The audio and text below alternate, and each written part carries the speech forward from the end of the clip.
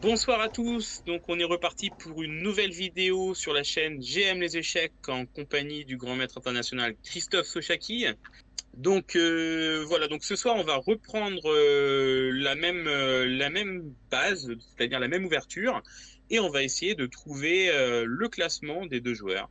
Donc c'est parti. Donc E4, E5, cavalier F3, cavalier C6, fou C4, cavalier F6, cavalier G5, attaque la case la plus faible de l'échiquier, D5 protège, pion prend, et là la variante plutôt rare, B5, alors que normalement c'est cavalier A5 le grand coup avec fou B5, C6 derrière. Donc B5, la semaine passée, on avait le droit à fou F1, qui est le coup principal dans cette ouverture, la meilleure option. Et là, il y a dans cette partie fou B3. Ok. Ok. Donc fou B3, le fou est attaqué, on ne veut pas prendre en B5 parce que si on prend en B5, on perd D5, on attaque G2 et on perd la paire de fous. On peut avoir des problèmes. Donc on garde cette paire de fous et on garde une pression sur la diagonale. Cavalier D4, on vient évidemment attaquer le fou. Notre cavalier était en prise, c'est un coup qu'on comprend. C3, on vient attaquer le cavalier. Donc cavalier prend fou, normal. Dame prend B3. Et là, dame prend D5, on récupère le pion qu'on avait donné. Donc dame prend, on échange. Cavalier prend. Ouais, pour l'instant, On... tout est normal. Pour le moment, ça reste, voilà, c'est assez clair. D3, on sort une pièce, enfin, c'est pour pouvoir développer le fou C1. Mhm. Fou F5, attaque le pion D3. On comprend. Jusqu'à présent, il n'y a Ouais. pas de coup énigmatique. Cavalier E4 vient défendre le pion D3 puisqu'on place Ok, une pièce devant. ça me paraît être une petite imprécision. J'aurais plutôt joué roi E2. Roi E2 pour défendre le pion. Ouais, et en fait, C'était en effet, c'est un coup plus logique. Ça permet aussi de pouvoir permettre à cette tour de s'activer. Après, on peut en effet mettre le fou en E3, KD2, KE4. je pense que le gros avantage, c'est que on garde le roi qui est collé au pion F7 pour l'instant. Donc il n'y aura pas grand roc qui est un coup qui est en Ok, idée de jeu donc en par les fait, noirs. en effet, maintenant, il n'y a pas de coup comme Grand Rock à cause de cavalier prend F7 et on attaque les deux tours et du coup, forcément, on perd du matériel avec les noirs. Ok, en effet, ça semble plus logique, Roi 2. Je suis d'accord. Mais le joueur blanc a joué cavalier E4. Grand Rock, on comprend, hein. On va activer notre tour, on attaque le pion D3. Enfin, il suffit juste de placer le cavalier, par exemple, en F4 et après accroître la pression sur ce pion. Et on voit que commence à y avoir quelques difficultés du côté blanc, finalement, quelques faiblesses là. A4. Ah, ils essayent de profiter de la mauvaise position du roi noir pour pouvoir ouvrir les lignes et se diriger, pourquoi pas, sur la case A7. Donc B4, on ferme les lignes. On peut comprendre B4. Je Ouais, pense que Christophe aurait peut-être joué B4 également ouais, pour ouais, ça éviter ce paraît genre de normal. problème. C4, Mhm. on attaque le cavalier. Bon, après, C'est à double tranchant ces 4, mais pourquoi pas là comme ça. ce que j'aime pas dans C4, c'est que ça crée une case forte pour une éventuelle venue du cavalier en D4. Et là, on serait Mm. très heureux. On Ouais, menacerait du cavalier C2, du cavalier B3. Il faut faire attention, hein. Les pions, c'est les seules pièces aux échecs qui ne peuvent pas revenir en arrière. Donc, dès qu'on avance un pion, on peut potentiellement créer des faiblesses. ouais, j'aime pas trop ces 4. J'aime pas trop non plus, moi. Là, il perd des points, moi, sur ce coup C4. Moi, j'aurais peut-être tendance à jouer ouais, au roi E2, ou même fou E3, des choses comme ça. Donc, cavalier F6, le cavalier est attaqué. On va le bouger en F6 et on attaque 4. On comprend, c'est un coup naturel. Donc là, on Cavalier attaque G5, D3 et on attaque déjà D3 et E4, donc ça pose déjà des gros problèmes aux blancs, ça. tout à fait. Cavalier G5, ça c'est un coup logique pour essayer de s'en sortir et essayer de trouver du contre-jeu sur la case F7. Ça c'est plutôt un coup astucieux, je trouve. Fou G6, Il y avait peut-être Fou G5 pour essayer de s'en sortir. Fou G5, c'était une option, mais Fou G5, Ah, on perd quand même. déjà, on peut peut-être jouer fou E7 et avoir une position quand même relativement. Ouais, mais là, l'idée des blancs, c'est juste d'essayer de s'en sortir. Mais ok, Fou Oui, c'est G5, ça. on peut quand même se prendre un truc tactique avec Fou prend E4. Et sur pion prend, tour D4, attaque les deux pions. Mais je pense que ça restait mieux que la partie. Parce que après KIG5, fou G6, je vois pas de bon coup pour les blancs ici. Bah là, le problème, c'est D3, il va pas pouvoir, on va pas pouvoir le protéger parce que on menace tour prend D3 et si on bouge le pion, bah, on va récupérer le pion soit par la tour, soit par le pion et ouvrir les lignes. Donc en effet, fou G6, c'est un petit coup, enfin c'est un coup qui permet de défendre F7 tout en attaquant toujours ce pion D3 par la tour et en effet, il n'est pas possible de le défendre. Donc c'est pour ça que les blancs ont joué cavalier F3. Comme ils ne peuvent pas défendre le pion D3, ils viennent s'attaquer au pion E5. Euh, donc on peut comprendre. Fou C5. Alors l'idée évidemment c'est qu'on sorte une pièce et sur cavalier prend E5, l'idée sûrement c'est de jouer tour E8 et de profiter du clouage. Après on aurait pu aussi jouer fou D6, mais fou D6 on perdrait un petit peu le bénéfice de cette tour et de l'attaque sur D3. Donc il s'est sûrement dit, alors évidemment on n'est pas à la place des joueurs, mais je pense que cavalier prend E5, tour E8, et l'idée pour défendre ce cavalier, ça serait de jouer F4. Maintenant, le fou C5 empêcherait le petit roc, et on pourrait tout simplement ramener un cavalier en G4, essayer de jouer F6. Enfin, c'est compliqué à jouer hein, quand même. Hein. Ouais. On peut évidemment récupérer le pion D3 quand on veut, hein, puisqu'il y a le clouage, mais c'est pas forcément l'idée. L'idée, c'est de gagner. C'est horrible pour les blancs, c'est horrible. C'est horrible. Donc du coup, fou C5, j'aime bien ce coup-là. C'est un coup actif, donc comme on les aime. Donc l'adversaire a joué roc, bah, ça c'est normal. Fou prend D3, bah, de toute façon on avait compris qu'il était perdu. En plus, maintenant il y a C4 qui va être vulnérable. Hein. On attaque la tour F1, le pion C4. Ouais. Tour E1. Et donc là on peut faire un rapide bilan. On voit que les blancs sont quand même perdants. Parce qu'ils ont un pion en moins et une position inférieure. Ils sont moins développés, ils ont des faiblesses. Il y a la paire de fous avec les noirs. Oui, tout à fait. En effet, là, c'est très très délicat de jouer cette position du côté blanc. Cavalier G4, bah, on vient accroître un petit peu, voilà, enfin, on vient continuer notre attaque sur la case F2, hein, puisque maintenant on menace fou prend F2 et récupérer la tour derrière, et là ça va pas du tout. Donc fou E3, c'est normal, seul coup pour protéger la case F2 sans perdre de matériel. Cavalier prend E3, ben, on a une belle paire de fous, on va pas s'en débarrasser. Hein. C'est un coup qui peut être logique. Hein, parce que fou prend E3, il y a pion prend E3. On préfère donner le cavalier que le fou C5. Pion prend. Et là, fou G6. Ça, fou G6, c'est un peu plus mystérieux pour moi. Je sais pas ce que tu en penses, Christophe, mais c'est pas le coup que... C'est pas un bon coup. On peut faire juste F6 si on a peur de quelque chose. F6, voilà, F6 c'est quand même plus logique parce que là en plus il y a quand même une menace potentielle de cavalier prend E5, mais là fou G6 pour moi c'est le premier coup où vraiment les noirs ont laissé, enfin peut-être un petit peu l'adversaire revenir quoi. Ouais, en tout cas c'est un début, ouais. C'est voilà mon premier point d'interrogation que je mettrais dans cette partie du côté noir. Là il vient de perdre des points selon moi.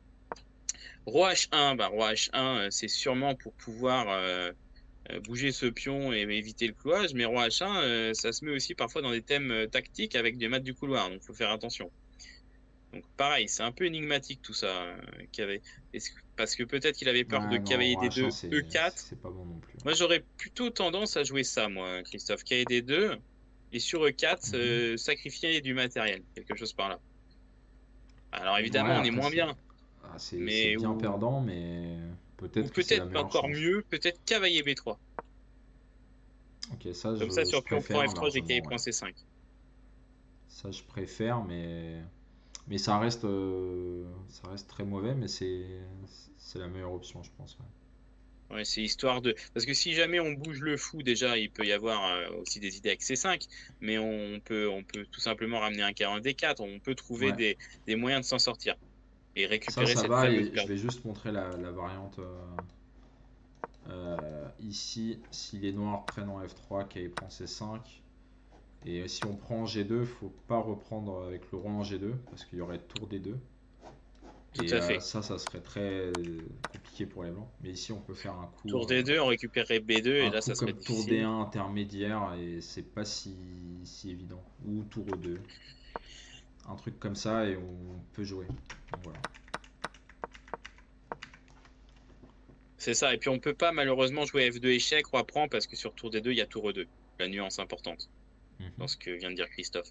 Parce que on pourrait dire F2, ça force roi prend F2, et sur tour D2, on va récupérer B2, mais sur tour D2, finalement, il y a tour E2, puisque le roi est en contact direct de la tour. Ok. Ok. Ouais. Ben, du coup, on comprend que là, roi H1, c'est pas non plus le coup de l'année, je pense. On Ouais. pourrait trouver mieux. Je pense que voilà, un cavalier D2 offre des chances pratiques pour vous jouer cavalier B3. Après, évidemment, Mhm. on reste en difficulté. Donc, roi H1, E4. Bah oui, E4, on profite. Hein. Cavalier D2, oula, le problème de cavalier D2 maintenant, c'est que le cavalier B1, eh ben, il n'a plus de case en fait. Hein. Le cavalier D2 vient de lui manger sa propre case. Le cavalier A3, il y a le pion, évidemment. Et le cavalier Mhm. C3, il y a le même problème. Donc là, on sent que les Noirs se dirigent clairement vers une victoire. Tour D3, bien joué. Ouais. On attaque E3.